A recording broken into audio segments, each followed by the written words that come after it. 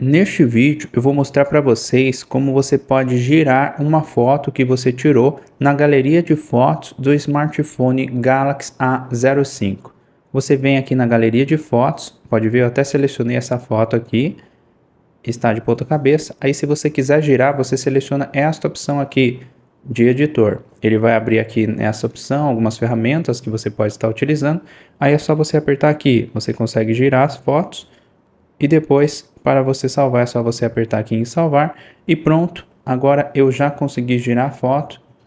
Ele já salvou aqui, não criou outra foto, salvou a mesma foto na galeria de fotos desse smartphone. É só você vir aqui nessa opção e aqui você consegue editar e também consegue girar a foto.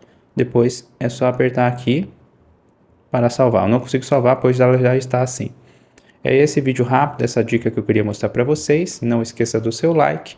Muito obrigado e até o próximo vídeo.